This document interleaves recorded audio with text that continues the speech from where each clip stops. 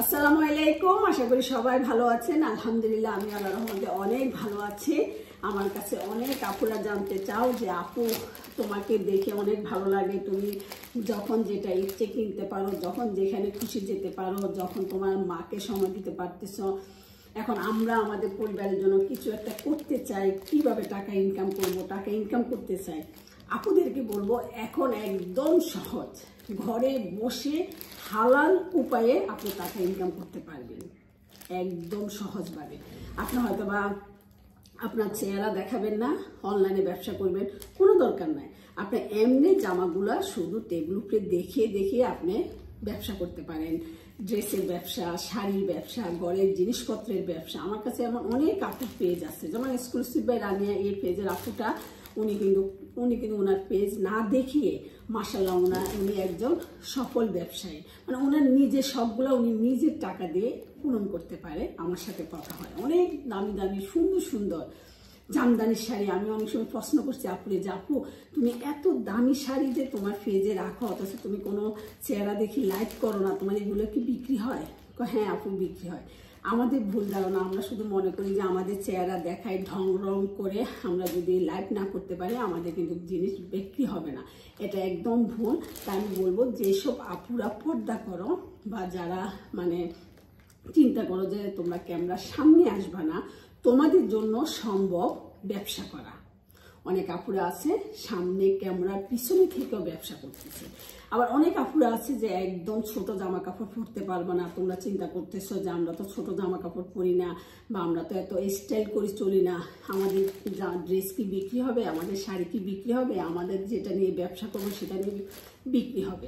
এই যে কিছুদিন আগে গত সপ্তাহে তন্নি লাইফস্টাইল এই আপুটা, অল্প বয়সের এই আপুটা বসুন্ধরা সিটিতে শোরুম নিয়ে কি সুন্দর উদ্যোক্তা হয়ে গেছে। কিন্তু তার পেজও আমি ঘুরে আসছি, সে প্রথম অবস্থায় ঘরে থেকে বিক্রি করছে। সে কিন্তু সাধারণ একটা মেয়ে হয়েও সে কি সুন্দর উদ্যোক্তা হচ্ছে। তাই আমরা মনে সাহস রাখতে হবে। একটা কথা মনে রাখবে, আপনি যদি ভয় পান তাহলে কখনো আপনি কিছুতে সফল হতে পারবেন না। আপনি যদি অলসতা থাকেন তাহলে কিন্তু আপনি সফল হতে পারবেন না। আপনি এইভাবে ড্রেস কিনে, কারণ আমাদের বাংলাদেশের মেয়েদের জন্য হালালভাবে এই মানে শাড়ি, ড্রেস বা ঘরের জিনিসপত্র এইসব ব্যবসা কিন্তু করা সম্ভব। বা খাবারের জিনিস, আপনি খাবার রান্না করতে পছন্দ করেন, খাবারের জিনিস বিক্রি করেন, এটার মধ্যে আলাদা একটা শান্তি আছে। আপনি দেখবেন আপনার সংসারে সাপোর্ট হয়। আপনার হাজবেন্ড যদি একটা চাকরি করে কিন্তু আপনার পাশাপাশি যদি আপনার টাকা কিছু একটা আসে, তখন আপনার অনেকগুলো স্বপ্ন পূরণ হয়। অনেকে আপনাকে উৎসাহ করবে, অনেকে যখন আপনি কাপড় চোপড় বিক্রি করতে অনলাইনে আসবেন অনেকে আপনাকে বলবে আল্লাহ অনলাইনে কাপড় বিক্রি করে, আল্লাহ শরম নাই অনলাইনে কেনা বিক্রি করে। এগুলো কান দিবেন না। কারণ আপনি চিন্তা করেন, আপনার বাসায় যদি একবেলা ভাত না থাকে আপনাকে একবারের বেশি দুইবার কেউ ভাত এনে দিবে না। আপনার বাচ্চার পরীক্ষার ফি যদি আপনি সংগ্রহ করতে না পারেন আপনাকে কেউ দিবে না।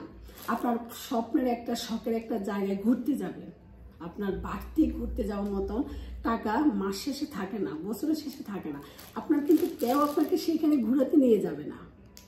একমাত্র আপনিই পারবেন আপনার ইনকামের টাকা দিয়ে আপনার এই শখগুলো পূরণ করতে। আর আমাদের বাংলাদেশের জিনিসপত্র এত দাম, মানে একজনের ইনকাম দিয়ে যদি দুটো ছেলে মেয়ে থাকে সাথে বাবা মাকে তো ফেলে দেওয়া যাবে না। এই বাবা মাকে নিয়ে চলতে একজনের জন্য অনেক কষ্ট। এই যে বাইরের দেশে সবাই কেন তো সুন্দর লাইফস্টাইল, কারণ বাইরের দেশে স্বামী স্ত্রী উভয় কাজ করে। হ্যাঁ এক দুজন আছে আমাকে লেখছে, যেমন গত সপ্তাহে একটা ভিডিওতে যে আপু আমি কিছু একটা করতে চাই, আমার হাজবেন্ড রাজি হচ্ছে না। আমি ওদেরকে বলবো হাজবেন্ড যদি আপনার সব শখ আহ্লাদ পূরণ করতে পারে তবে দরকার নেই, এত জোর করে দরকার নেই।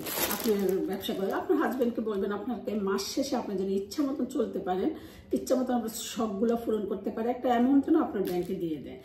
আপনার যদি কোনো শখের জায়গায় যাতে ইচ্ছে করেন যেন আপনার হাজবেন্ড আপনার সেই টাকার শখের সবগুলো যেন পূরণ করে। কারণ আপনার ঘরে অশান্তি করে আপনার ব্যবসা বাণিজ্য করার কোনো দরকার নেই। তাই আমি বলবো যে যদি আপনার লেখাপড়া কম থাকে তাও আপনার ভয় পাবেন না, আপনি অনলাইন ব্যবসা আজই এখনই শুরু করে দিন। আপনার কাছে অনেক টাকা নেই, সামান্য টাকা দিয়ে আপনি নেমে যান। আপনি 12টা 3 পিস নিয়ে আপনি শুরু করে দিন। আপনারা যদি পর্দা করেন কোনো দরকার নেই আপনার ক্যামেরার সামনে আসা, শুধু আপনি পরিশ্রম করবেন। আপনি প্রত্যেক দিন লাইভে আপনার ড্রেসগুলো দেখাবেন, সুন্দর করে সময় দিবেন, আপনি সফল হবেন। কারণ আমরা যদি মনে মনে যেটা চাই সেটা আমরা পাই না, আমরা যেটা চেষ্টা করি সেটাই আমরা পাই। আমরা মনে মনে অনেক কিছু চাই যে এই করব সেই করব, সেটা কিন্তু হয় না। আমরা সেটা পাওয়ার জন্য আমাদের চেষ্টা করতে হবে। এই যে আমি এখন বলতেছি ড্রেসের ব্যবসা করব, অনলাইন বিজনেস। আমাকে এখন এগুলো নিয়ে ঘাটাঘাটি করতে হচ্ছে, এগুলা কিনে আনতে হচ্ছে, এগুলো নিয়ে এখন আমি লাইভ করতে হবে। তারপরে গিয়ে আমি যদি আমি পরিশ্রম করতে পারি আমি সফল একজন ব্যবসায়ী ইনশাল্লাহ হব। আর যদি আমি মাঝপথে মনে করি যে না আমার সময় দিতে পারতেছি না, আমার কাছে মানে অনেক টায়ার্ড লাগে, তাহলে আমি হেরে গেছি, আমি পারবো না। তাই আসুন যেসব আপুরা আমার কাছে বলেন যে কিভাবে টাকা ইনকাম করা যায়, ওই আপুদেরকে বলবো আজই এক্ষুনি আপনার কাছে যাই আছে আপনি সেটা নিয়ে অনলাইন ব্যবসা শুরু করেন।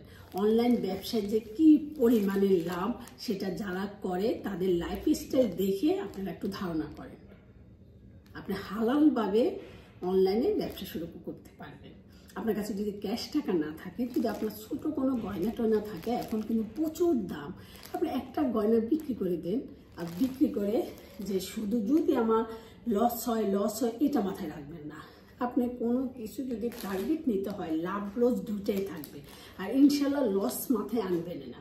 আর আনলেও নিজের বুদ্ধিতে যদি আপনি কিছু করেন, তখন যদি আপনি হেরে যান সেটা কিন্তু আপনার খারাপ লাগবে না।